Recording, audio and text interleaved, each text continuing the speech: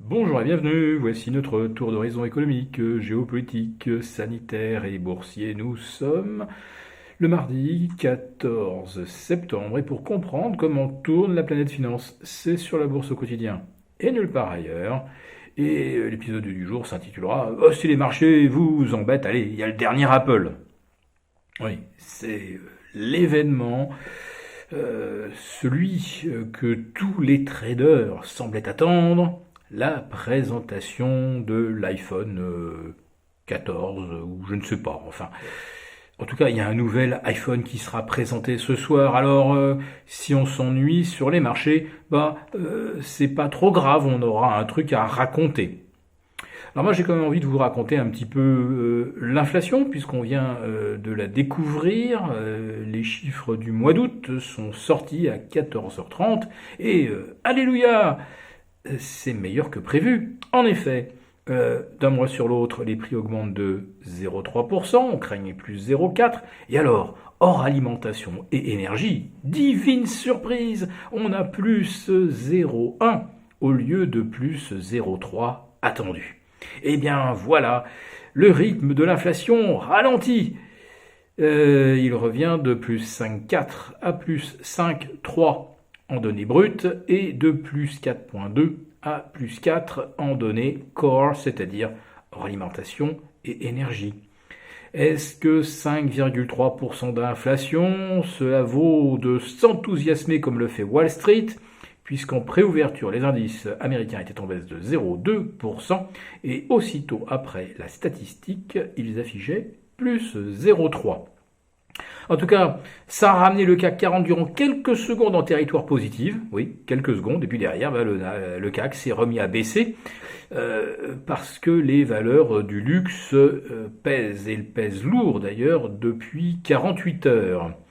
Alors je ne sais pas si le futur iPhone sera un article de luxe, mais en tout cas, pour les Chinois, il va falloir se serrer un petit peu la ceinture si on veut continuer d'acheter des sacs Hermès à 20 000 dollars, des malles Vuitton et autres articles de luxe, des montres à 10 000 dollars, tout simplement parce que en Chine, eh bien, on pourrait voir apparaître de nouveaux impôts sur l'immobilier.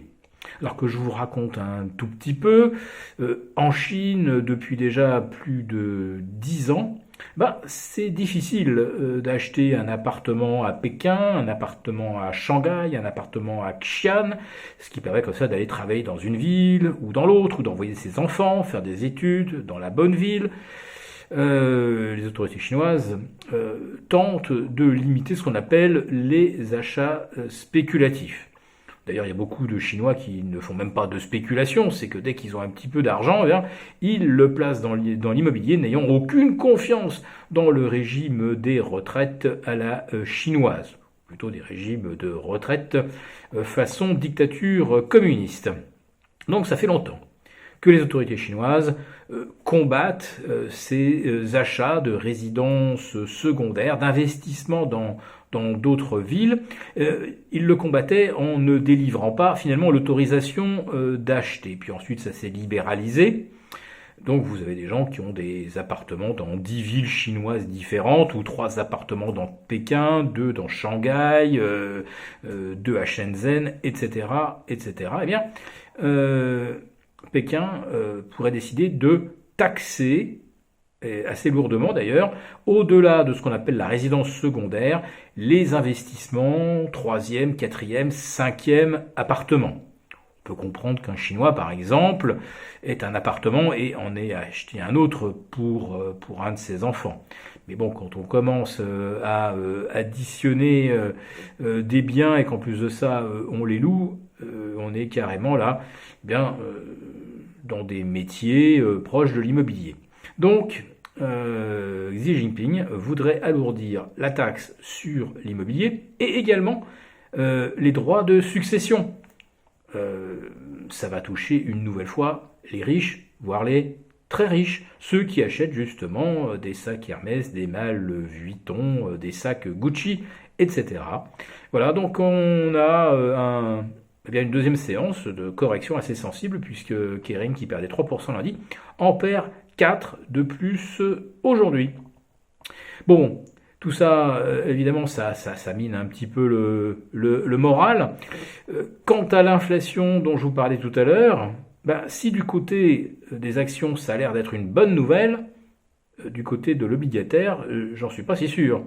Puisque le rendement des T-bonds américains, qui était de 1,3430 à 14h29, eh ben, c'est monté à 1,3480 après les chiffres de l'inflation, et ça ne se détend pas non plus sur le 30 ans, la référence immobilière.